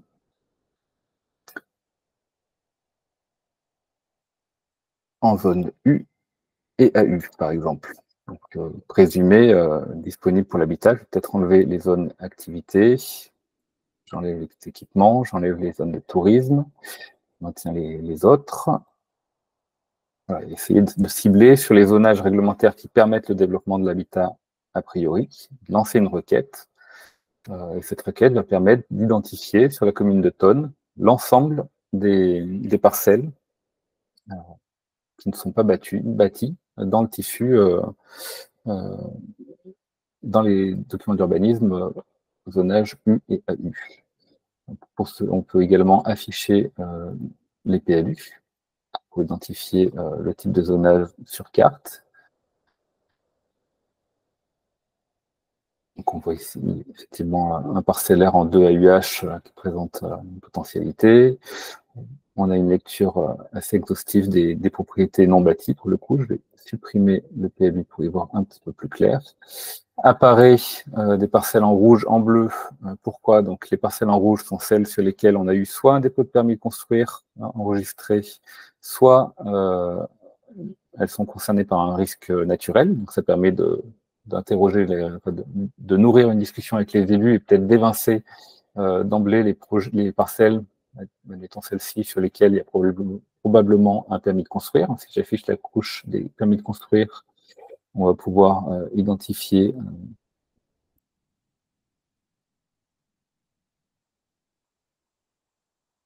donc si j'ouvre l'outil information, on a effectivement un permis déposé en 2021, donc cette parcelle-là ne sera peut-être pas forcément examinée avec la commune lors de l'élaboration. Et sur cette base-là, du foncier nu, mais on peut également avoir nécessairement même un regard sur le foncier bâti et les capacités de renouvellement urbain, mais qui se fait peut-être plus en finesse avec la connaissance des interlocuteurs. En l'occurrence, la possibilité ensuite de saisir des secteurs qui feraient l'objet d'une lecture stratégique par l'élu. Alors, je vais peut-être supprimer la requête de gisement qui illustrait on va dire, la capacité d'interrogation du foncier en fonction du zonage d'urbanisme, revenir sur la couche de secteur qui est toujours affichée. Donc là, effectivement, on a un secteur, par exemple, ici. Les informations qui sont associées à chacun des secteurs, admettons celui-ci, vont pouvoir être interrogées d'une part sur la nature foncière, sur les informations de propriété. Et puis on voit qu'on a 26 bâtiments, une superficie qui est donnée. On mesure quelque part le contexte urbain d'une emprise qui est identifiée pour de la densification et peut-être du renouvellement urbain, avec l'ensemble des lots, des locaux, des comptes de propriété, tels qu'on l'a vu précédemment dans les autres fonctionnalités. Et surtout, la possibilité, au-delà de l'identification, de mesurer, c'est peut-être pas le bon exemple, mesurer la programmation et les capacités qui ont été faites. Je vais rechercher des secteurs, donc je retourne dans mes secteurs, recherche de secteurs.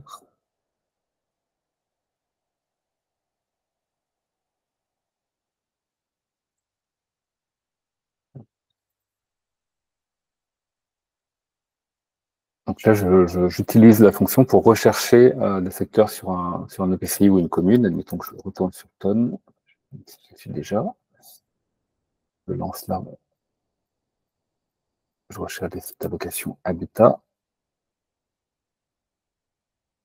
Voilà, par ce mode de requêtage, j'identifie toutes les emprises qui ont été saisies lors de la rencontre avec la commune, notamment par exemple cette OAP. Je clique sur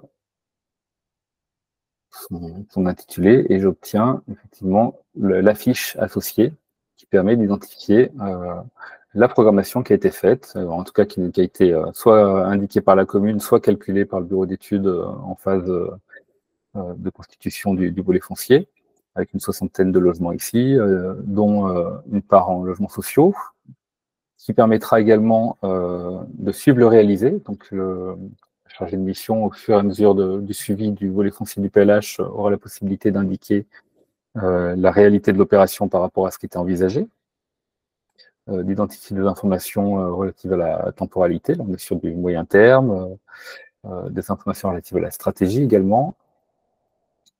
Par exemple, on voit qu'on a une OAP qui a été définie, un secteur de mixité sociale qui concerne l'emprise, un objectif d'aménagement et de maîtrise foncière publique sur cette emprise, que je peux centrer sur celle-ci par cet intermédiaire. Identifier si des partenaires sont associés à ce projet d'aménagement public, et puis de consulter parcelle par parcelle les informations de commentaires. Donc là, on n'a pas réalisé ce travail à l'échelle parcellaire, mais il y aurait possibilité d'indiquer des notions de dureté foncière, de stratégie, si oui ou non il y a une volonté d'acquisition spécifique de cette parcelle, où en est le portage de l'EPF, le cas échéant, et puis d'obtenir des informations sur, depuis que le secteur a été créé, sur l'évolution en termes de mutation et en termes de construction. Voilà, le système proposera automatiquement, dès lors qu'il y aura une mutation sur cette parcelle-là, la valeur de la parcelle, le nombre de mutations, le nombre de logements qui ont été créés, et si le zonage du PLU a évolué. Donc on voit qu'on a un niveau de suivi qui est assez fin à travers cette fonctionnalité des fiches parcelles, des fiches secteurs. Il est possible d'exporter également cette fiche au format PDF à l'échelle donc du secteur de projet, de manière à disposer des informations exportées. Donc, elle est en train de se générer.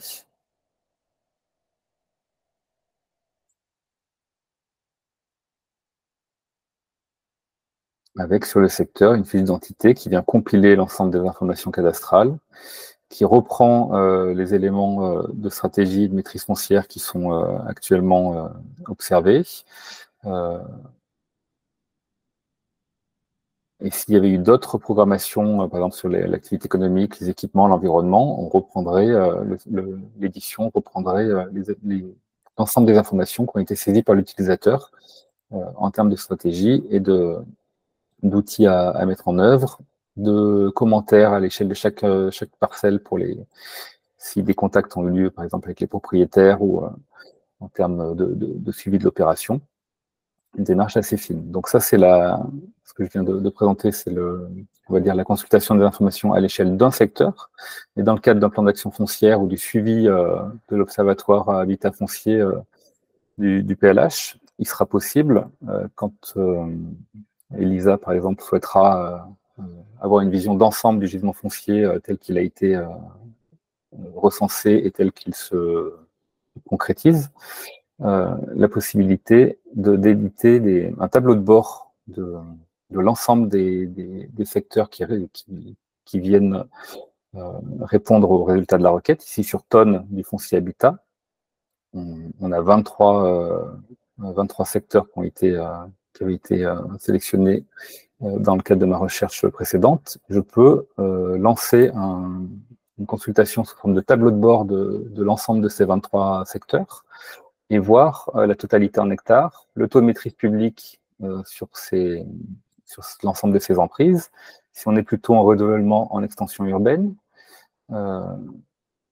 la temporalité d'élaboration et de concrétisation potentielle de ce gisement pour l'habitat.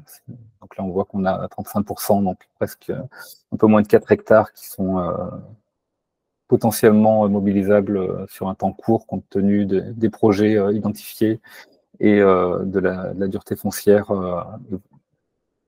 soit analysée, soit indiquée par les interlocuteurs. Identifier quelle est plutôt les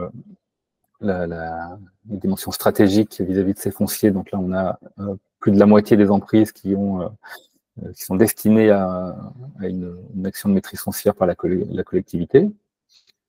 Et spécifiquement sur l'habitat, voilà. Bon, là, on retrouve les mêmes éléments puisqu'on a ciblé uniquement le foncier habitat, mais on pourrait avoir une entrée multithématique sur le plan d'action foncière et consulter les informations propres à l'habitat, propres à l'activité, à l'agriculture, à l'environnement. Et également sur ces 23 sites qui résultent de la requête et qui sont dans le suivi foncier du PLH, constater les différents prix de marché en termes sur les maisons, sur les appartements, et mesurer, lorsqu'il y aura des évolutions à partir du moment où ils ont été créés, l'évolution dans le temps des prix de marché sur les secteurs qui sont identifiés. Et là aussi, cette fonction de tableau de bord qui permet de suivre l'équipement foncier et le volet foncier du PLH peut être exporté de manière à alimenter voilà, des rendus d'études ou des analyses spécifiques sur le foncier. Je suis en train de générer la fiche tableau de bord des 23 secteurs habitat de la commune de Tonnes.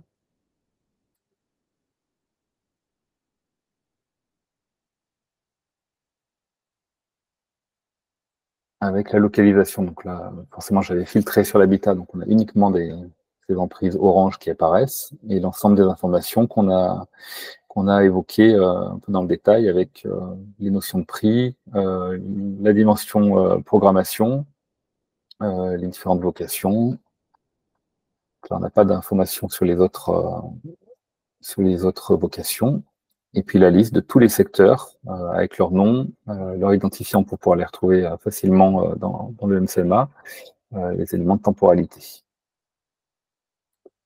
Voilà pour une démonstration rapide et j'espère claire de cette fonctionnalité qui est un peu un outil dans l'outil et que depuis la 6.0 est positionné vraiment quelque part en position fondamentale du MCMA, puisqu'on le retrouve systématiquement dans la page d'accueil, la capacité à suivre ces secteurs et ces parcelles favorites. Donc le MCMA a été volontairement placé par la maîtrise d'ouvrage comme un outil de suivi des stratégies foncières et des gisements fonciers.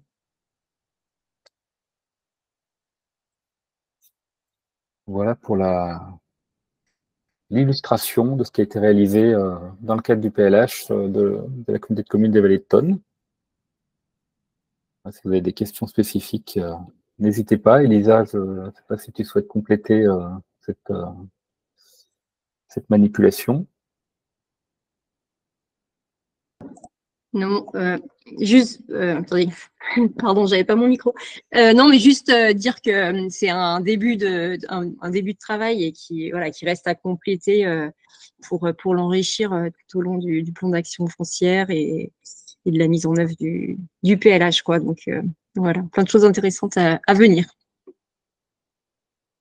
Merci. On a une question sur la couche réseaux sociaux. Nombre de logements sociaux par secteur.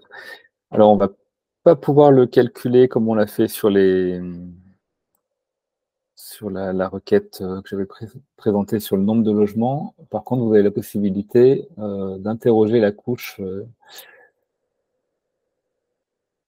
relative aux constructions et au programme de logements sociaux, qui est ici. Donc, si je reste ici sur tonnes, je vais enlever les permis, je vais enlever les secteurs. On voit s'afficher effectivement l'ensemble des programmes avec différentes couches qui sont intégrées, les adresses et les informations relatives à ce qu'on a notamment dans RPLS. Donc, quand on clique sur la couche information, par exemple, sur ce programme, on connaît le nom et voilà, le bailleur. On n'a pas spécifiquement de manière agrégée les informations. On ne peut pas sortir spécifiquement les nombres de logements sociaux depuis le MCMA. Alors, on va pouvoir le consulter à la parcelle. Également, en cliquant sur la parcelle, vous allez pouvoir identifier les lots par nature. Donc, on a 4 appartements. Ici, on voit qu'on a un certain nombre de comptes de propriété, parmi lesquels probablement un bailleur social, ce qui ne semble pas être le cas ici.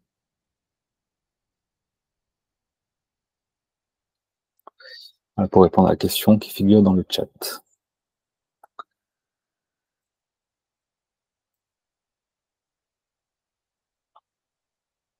Donc voilà pour les cas qui ont été que les utilisateurs ont accepté, sur lesquels vous avez accepté de témoigner, Richard, Guy et Elisa. À l'avenir, sur les prochains clubs utilisateurs, n'hésitez pas à vous référer également à votre référent EPF si vous avez un cas intéressant qui pourrait servir de support et d'échange dans le cadre de ce type de webinaire. C'est vrai qu'on ne mesure pas toujours les différents usages et les bonnes utilisations qui peuvent être faites du MCMA, donc n'hésitez pas à vous manifester de manière à ce qu'on puisse mettre en avant et partager l'usage.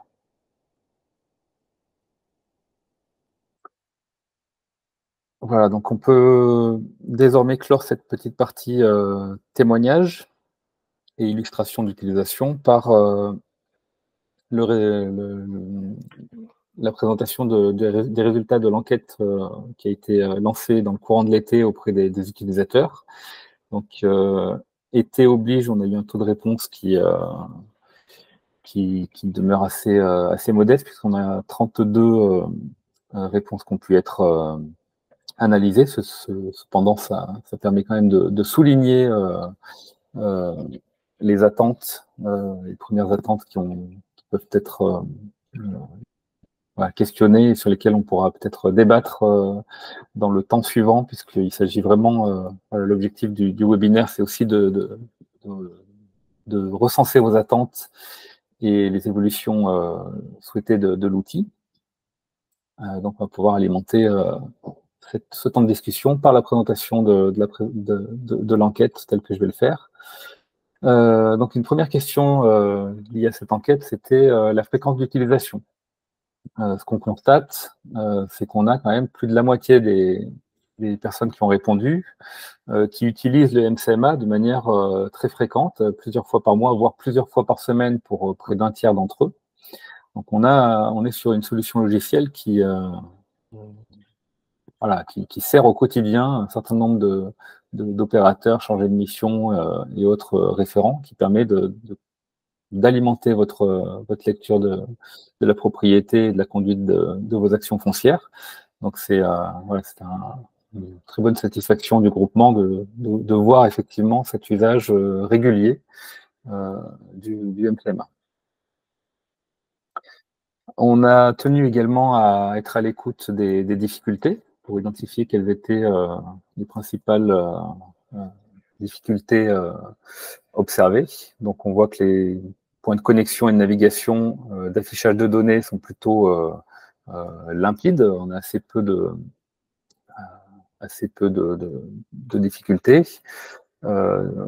Par contre, voilà, quelques besoins d'accompagnement peut-être sur les résultats de requête, le suivi de secteur de projet. On voit que ce sont des secteurs sur lesquels on a eu moins de retours. Donc les besoins d'accompagnement, de formation peuvent être orientés sur ces questions un peu plus avancées de l'outil.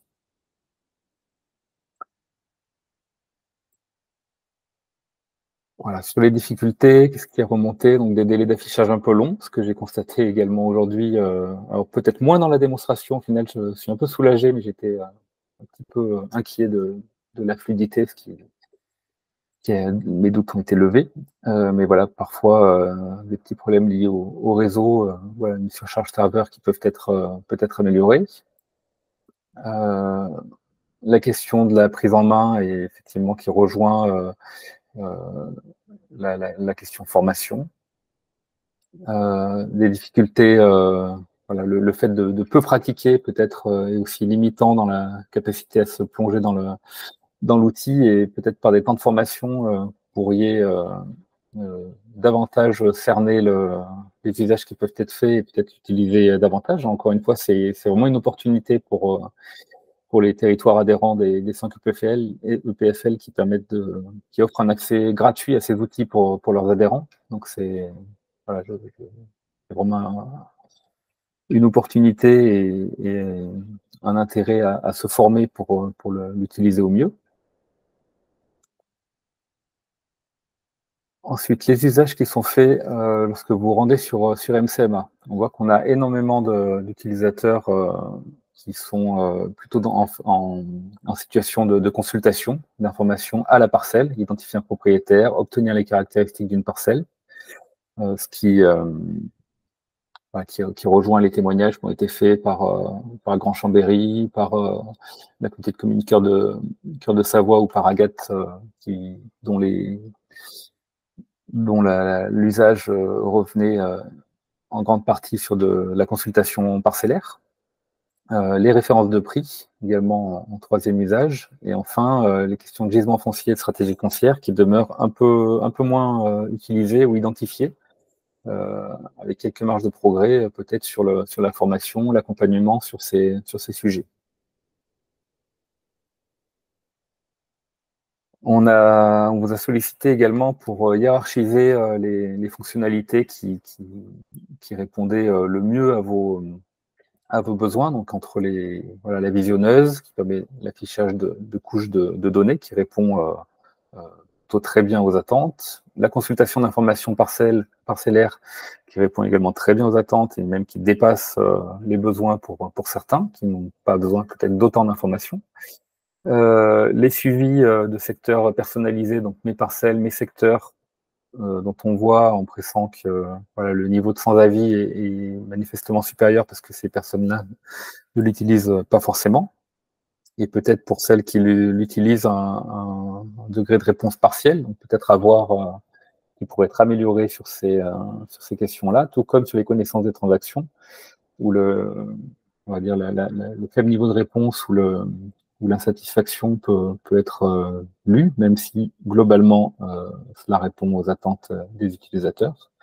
Et puis, gisement foncier, on voit vraiment qu'il y a une marge de progrès assez importante, puisque beaucoup des personnes ayant répondu n'avaient pas d'avis sur le sujet, donc n'utilisent assez peu la fonctionnalité.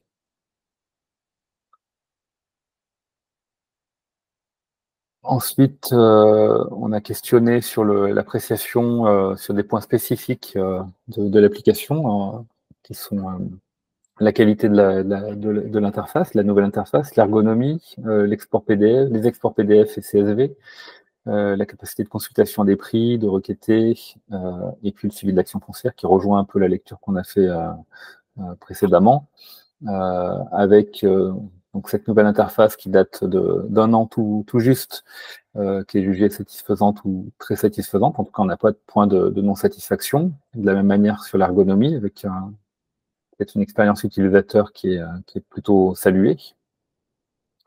Voilà, et quelques points d'attention sur les consultations de prix de marché, sur le suivi de l'action foncière,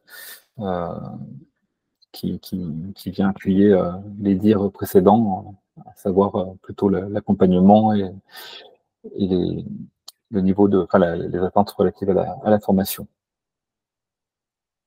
Voilà, on avait quelques besoins qui étaient précisés par les utilisateurs sur une mise à jour du cadastre jugées trop peu fréquentes, et puis des cartes d'aléas naturels qui ne sont pas intégrées. C'est vrai qu'on intègre les servitudes de plan de prévention des risques, mais pas la carte des aléas. À voir si ça peut être à terme un des sujets de développement et d'intégration.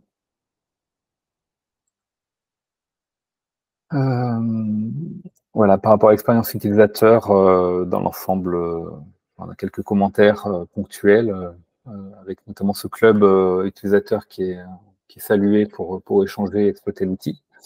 Des besoins de démonstration, et puis une fonctionnalité qui pourrait être évoquée. Donc on avait posé cette question un peu à froid avant d'orienter le sujet par différents items. Et spontanément est venue cette question de coupler avec les déclarations d'intention d'aliéner du MCMA pour permettre de mieux qualifier peut-être les DIA et être en appui aux communes sur ces questions de préemption, utiliser le logiciel de manière un peu automatique sur les DIA. Une remarque qui a été faite spontanément avant que l'on liste les pistes d'évolution suivantes, sur lesquelles on retrouve ici l'interopérabilité avec les logiciels de suivi de DIA qui, voilà, pourquoi pas, très pertinent, ça peut être un des sujets. Et parmi les autres pistes que l'on avait soumises, on avait proposé une foire aux questions dictionnaire de données qui suscite un intérêt vis-à-vis d'un potentiel développement, une pertinence certaine, mais peut-être pas forcément urgente. À l'inverse, des questions relatives à l'artificialisation des sols ou aux observatoires de l'habitat et du foncier, sur lesquels les utilisateurs ont manifesté un intérêt particulier. Voilà. Tout comme également le fait de pouvoir être alerté en temps réel des évolutions sur mes parcelles, mes secteurs, de manière à avoir une lecture plus dynamique que c'est le cas actuellement, où l'utilisateur est tenu de se rendre fréquemment sur le logiciel pour assurer son suivi de secteur ou de stratégie, alors qu'on pourrait imaginer avoir des systèmes d'alerte dès qu'une nouvelle transaction a eu lieu, ou que le PLU a évolué, ou qu'un permis de construire a fait l'objet à concerner les secteurs de suivi. Voilà pour l'enquête. Et sur cette base, je propose d'animer un temps d'échange sur voilà, peut-être vos attentes vis-à-vis du MCMA, le niveau de satisfaction que vous en tirez, les besoins ou le niveau de non-réponse au contraire de la solution logicielle. C'est le moment peut-être d'ouvrir un peu le champ des possibles si vous souhaitez nous alimenter dans les développements futurs de l'application.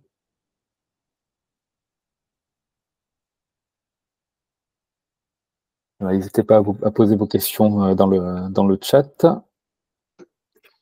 Alors pour le moment, on a des questions, on va dire, plus de logistique. Plusieurs questions identiques. Où est-ce qu'on s'inscrit aux formations webinaires qui vont suivre? Alors, sauf erreur de ma part, ce sont les EPFL qui communiquent auprès de leurs membres sur la tenue des événements, avec un lien d'inscription. Donc je suppose que à confirmer par par Franck ou toi, Vincent, sur le fait que les invitations pour le prochain webinaire ont bien été adressées. Alors, la prochaine, c'est le 20 septembre, je crois de mémoire. Donc, effectivement, il me semble que les invitations ont déjà été lancées, mais en tout cas, on va forcément relancer suite à ce club utilisateur. Donc, à chaque fois qu'il y a un webinaire, on envoie un mail pour les inscriptions. On ne fait pas une inscription pour les 4 webinaires, on en fait à chaque fois un par un.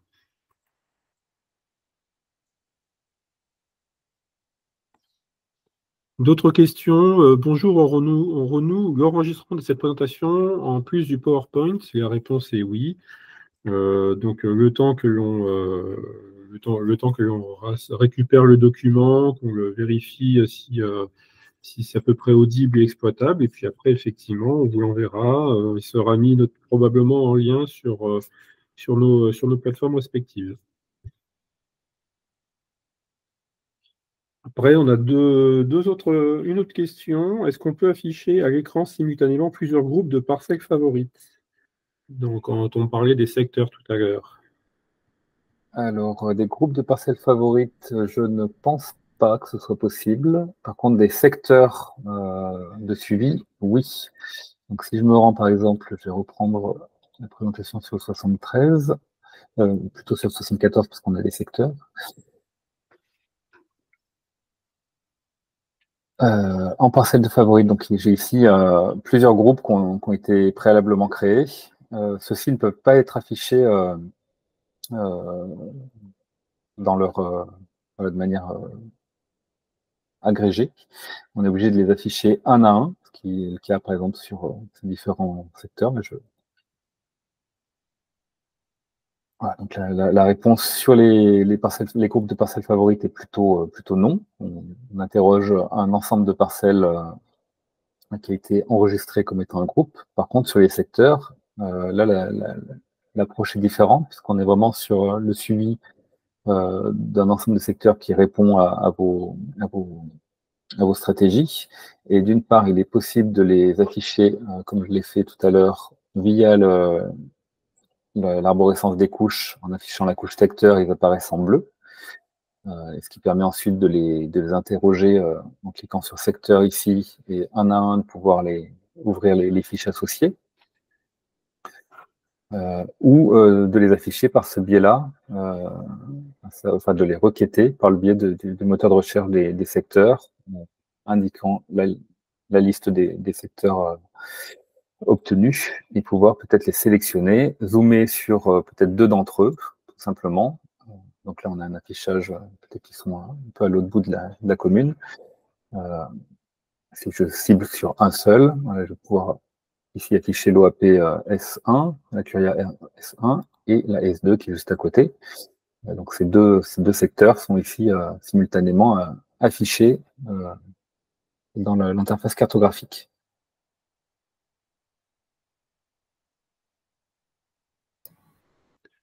Une autre question, ce webinaire annuel est à destination de tous les EPF ou uniquement 73 ou 74? Alors, ce webinaire est à destination de tous les utilisateurs de MCMA, c'est-à-dire 73-74, mais aussi l'Ain, mais aussi Cœur de France et aussi l'Auvergne.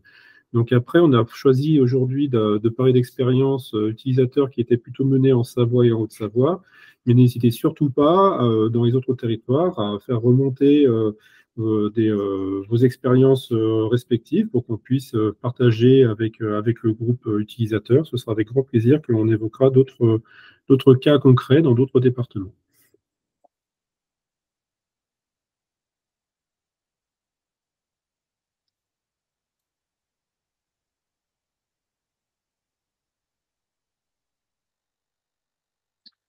Alors, on vient d'avoir une question sur l'utilisation tablette, iPad et autres ordinateurs avec des fonctionnalités similaires. Alors, à l'origine, on a eu un développement qui était dit responsive design, qui permettait d'intégrer le MCMA sur différentes plateformes, donc ce qui est le cas aujourd'hui. Hein. Via un navigateur Internet installé sur ces plateformes, vous avez la possibilité de consulter le logiciel sous une forme soit simplifiée si vous fonctionnez d'office avec les paramètres qui sont donnés par le navigateur, soit parfois en cliquant sur afficher la version ordinateur, ce qui vous permettra d'afficher l'environnement tel que vous l'avez ici, enfin, tel qu'on vous l'a présenté et tel que vous l'avez sur ordinateur.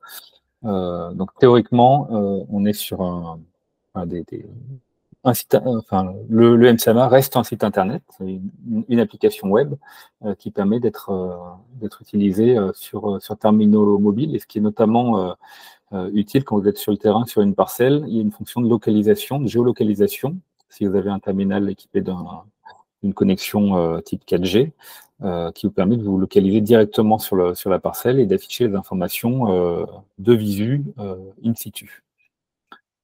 Après, on procède trimestriellement en interne avec le groupement à un suivi des points de connexion et de l'utilisation du MCMA. C'est vraiment pas l'usage dominant du logiciel, avec assez peu au final d'utilisateurs qui l'utilisent sous cette forme.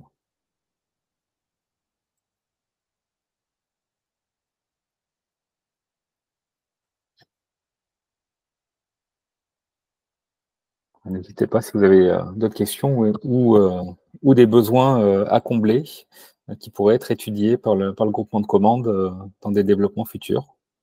Et peut-être rebondir sur la lecture du graphique qui est affiché ici, notamment sur les questions de problématiques ZAN et d'observatoire habitat foncier. Si vous rejoignez la trentaine de réponses qui a été faite à l'enquête, ou sur le lien avec les DIA ou les évolutions dynamiques en termes de veille foncière et d'évolution de secteur de suivi. Juste pour compléter, bien entendu, on a un budget de développement annuel de différents modules. Hein. Ce que vous voyez à l'écran ici sont des pistes de travail sur lesquelles ça nous paraît intéressant de nous engager. Ceci étant dit, il sera compliqué de tout faire tout de suite en même temps, puisque ce sont quand même des gros développements. Donc, c'est pour ça que n'hésitez surtout pas à manifester pour qu'on puisse prioriser les développements qui sont les plus souhaités par vous, utilisateurs.